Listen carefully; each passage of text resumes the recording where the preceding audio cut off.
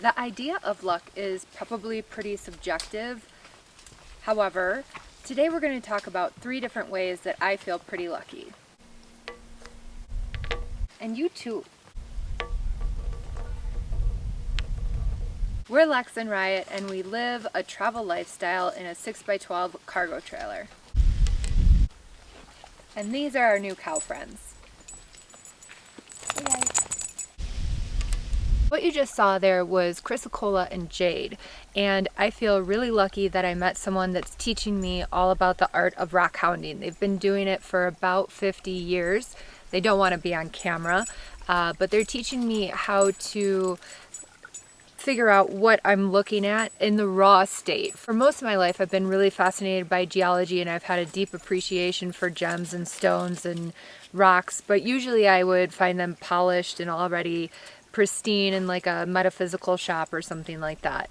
So now I'm looking and learning how to uncover them in their raw state, and Nevada is really awesome for that. So I feel really lucky at those finds. While I was out on hikes looking for different rocks and rock hounding, I found something else that makes me feel pretty lucky.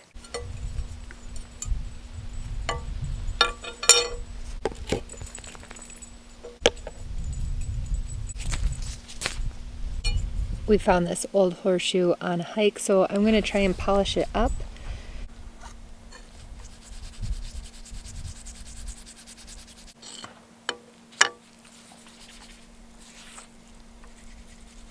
Okay, now we're going to leave this on for 5 to 10 minutes. I am going to do my best to get it off this picnic table. Oops. It may or may not be news to you that the legend of a lucky horseshoe actually comes from Ireland. And as someone who is a descendant of a man from Wexford, I feel that it's only apt that this would come into my experience. Our 10 minutes is up. We're going to take this bucket of creek water. We're going to make this decision. I don't have a wire brush, although I bet that would get it cleaner.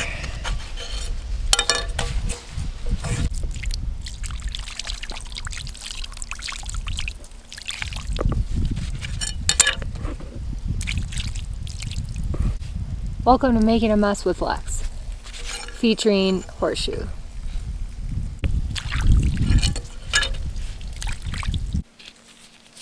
I got some of the rest off.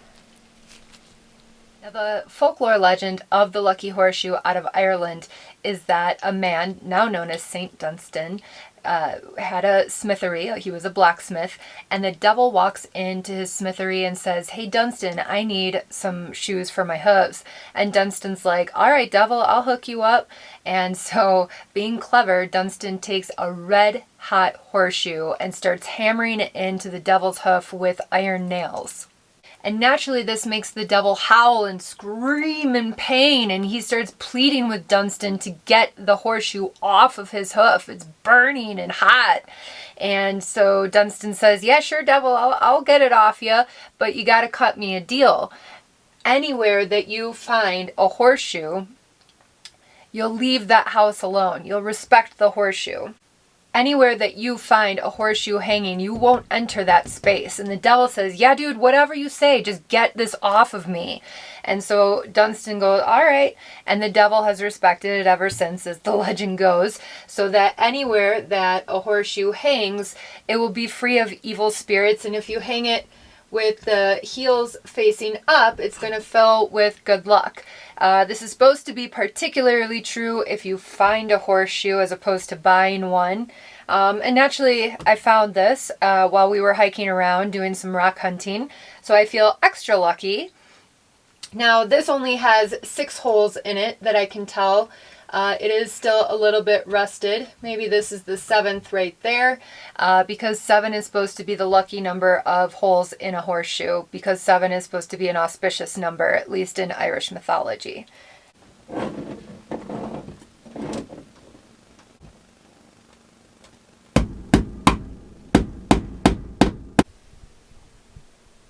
Something that Riot should feel pretty lucky for is her diet. She eats a species-appropriate raw diet. Now, the only difference between feeding her raw when I lived in a place that had a plug-in refrigerator versus now that I have a cooler is that I can only buy meat in portions of 7-day periods. In the future, now that I have solar, I will be buying a refrigerator that will allow us to stay out longer. But so far, the old school method of using an ice chest and ensuring that I have it full of ice has worked out fine. The Arctic cooler does hold ice for about 7 days, so I'm pretty pleased with that. And it ensures that her meat stays fresh and healthy.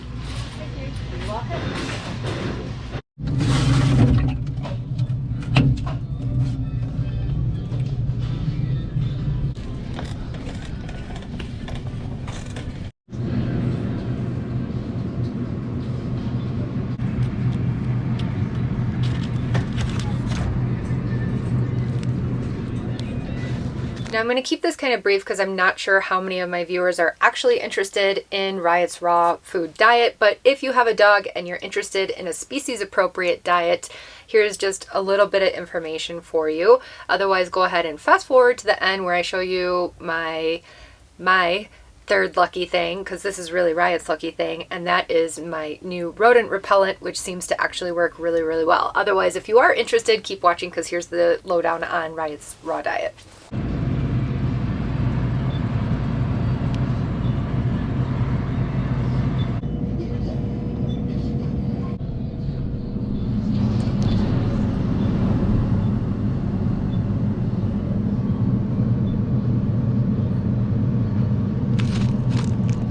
I've been feeding dogs raw diets for the better part of a decade, and I can say from having fed dogs kibble in the past that there is a noticeable difference in their health, their teeth.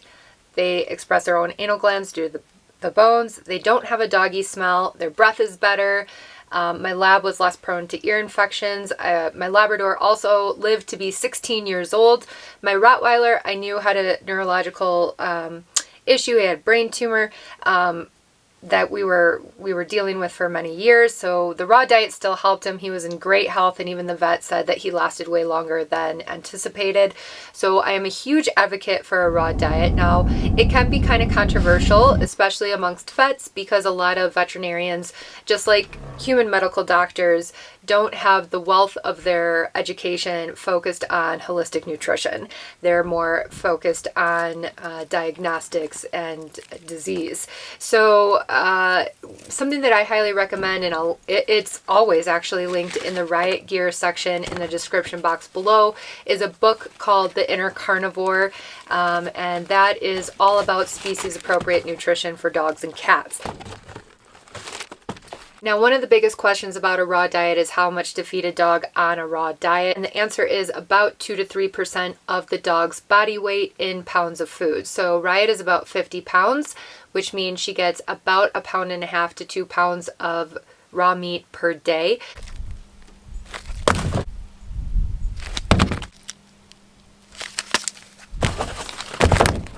She is a very active dog. We're out hiking, now rock hounding, about 2 to 3 hours or sometimes more a day, plus frisbee, plus she's a crazy Belgian Shepherd, so she does eat a little bit more. I spayed her last January. She does eat less now that she's spayed. There's a whole bunch of science on that I'm not going to get into, but if your dog is spayed or neutered, a lot of times they need less calories as well. A lot of people also question about giving the dog bones. Now, raw bones are absolutely fine, and again, species appropriate for the dog. Their jaw and their teeth are developed to devour raw bones. Raw bones also hold the calcium that the dog needs. Raw meat alone is very high in phosphorus, but it is not high in calcium almost at all. And so the raw meaty bones are what give the dog their much needed calcium as well as phosphorus.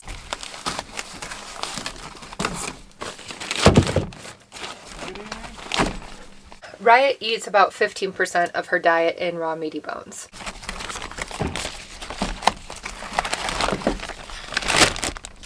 Another question a lot of people have is, what about organ meat? And organ meat is really essential. You can kind of think of organ meat as like the multivitamin in a dog's raw diet.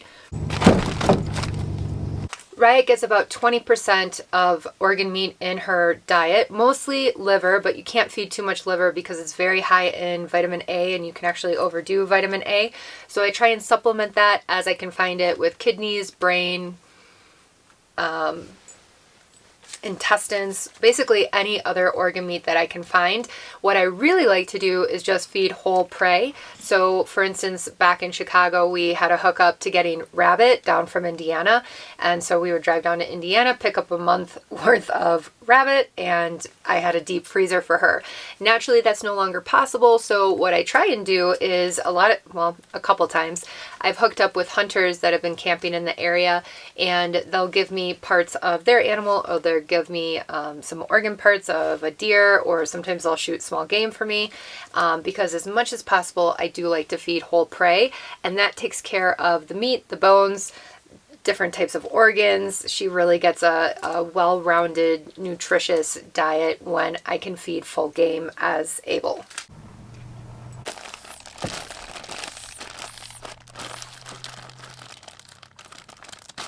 Some people might ask about fat, and fat is important in their diet, just like some fat is important in our diet. But just like with our diet, you want to be conscious about how much fat they're getting. Fat is very low in vitamins and minerals and very high in calories.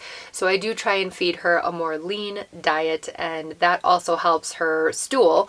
That's another benefit of a raw diet for dogs, is their stool is very firm.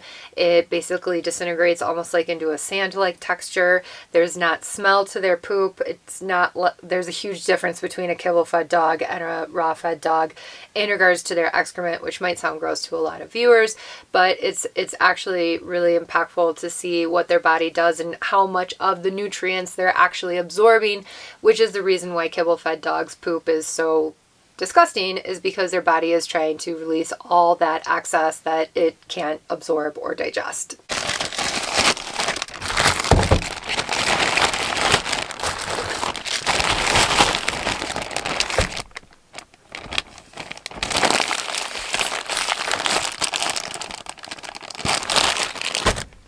Some people might wonder, what about fruits and vegetables? And, most feral dogs, wild dogs, or if you go way back to before we manipulated it, coyotes and wolves, they will eat a little bit of grass. They'll eat berries as their body tells them that they need it, but it is definitely not the crux of their diet.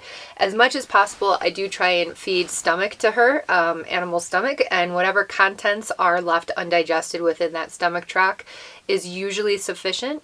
Every once in a while, I'll throw her, some spinach. She does like blueberries. She likes banana, and she'll eat that. But by and large, it's not that important to their diet. They are carnivores after all. It is important that you give your dog a variety of meat. Some meats are cheaper, and it can be compelling to feed them that. I do feed her chicken, but I do also notice that she gets a little bit itchier if she gets cheap chicken, so I have to be mindful of that. She does best with beef. Her and her now deceased brother, my Labrador Balder, both have a not that great digestive time with pork, so I have to be mindful not to feed her too much pork, but I do cycle that in. And once a week I make sure that she gets fish, and I feed her dehydrated sardines as treats. Usually you can find full dehydrated sardines. They're just sardines. There's nothing added to them in the cat section, but they're high in a lot of different fatty acids and whatnot, and they're good for dogs too.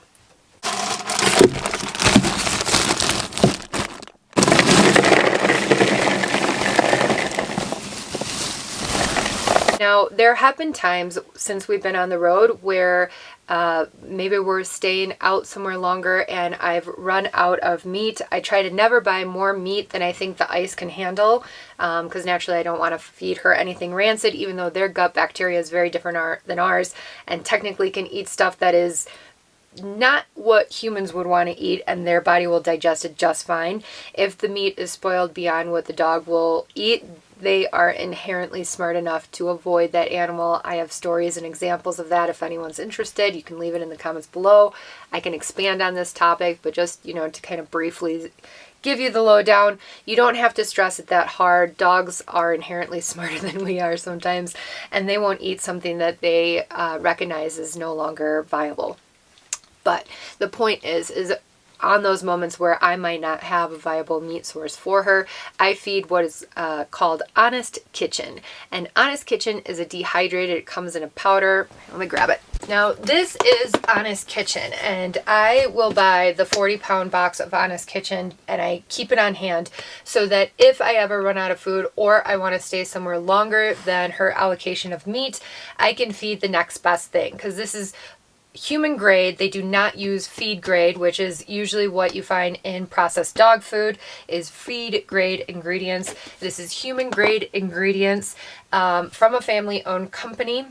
Honest Kitchen is minimally processed and it's really easy to use. So it is in a powder form. I don't want to spill it. And you simply add water to it, give it like 3 to 5 minutes to reconstitute, and I consider it to be the next best thing. It does include some fruits and vegetables, so also if I feel like she needs a little bit more roughage in her diet, I'll give her some of this, and she really, really loves it, don't you? Want some? What's this? You really are supposed to reconstitute it, but anyway, if you can't feed raw or it's just not practical for you, I do recommend Honest Kitchen. It's definitely a more investment food, but I personally feel that if you feed the best nutrition that you can possibly afford, you're not going to be paying for those dental cleanings. And I cannot rationalize, if you're feeding a good diet, why you would need to clean your dog's teeth. That's a whole nother subject as well.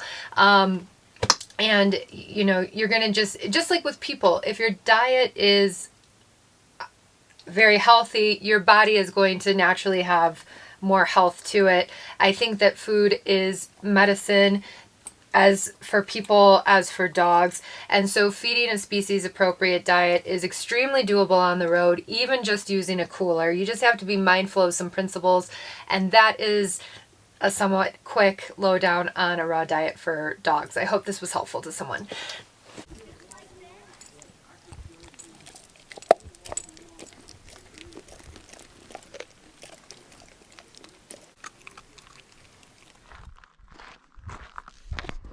The final thing that I feel pretty thankful and lucky about is finding an electronic rodent repellent that is designed for the engine compartment of a car or truck or an RV or whatever you have, and it is not hardwired into the battery. I like the simplicity of just changing out the batteries every 40 days is what it calls for.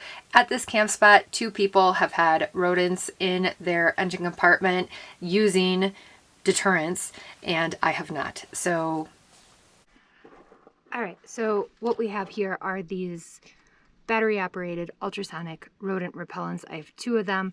Once a month you want to change the battery. The batteries technically hold for about 40 days, but to be on the safe side, I just have it done on the 1st of every month. So that's what we're going to do now, is change out the batteries. They do seem to be helpful. I still keep up with peppermint, mothballs, and using lights underneath the engine compartment, but these seem to help too.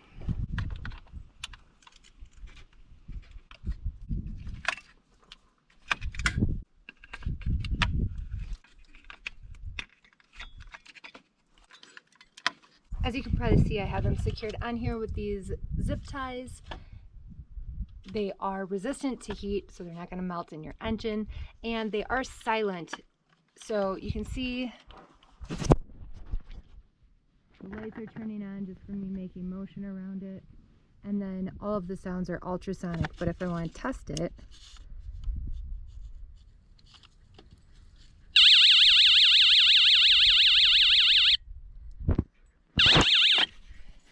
it gives a simulation of what it sounds like to mice, rats, or any other pests that might try and come anywhere near my engine compartment. So I really like these, especially because they're not hardwired into the battery. Just one less thing to worry about. I'd rather just plop new batteries in them. I got them on Amazon. I'll put a link below. Here's the second one. It's over here. You can kind of see it going on because I'm over here messing with stuff. Thank you so much for watching this vlog. I hope you got something out of it. If you enjoyed it at all, please consider hitting the thumbs up button and subscribing, and we will see you on our next adventure.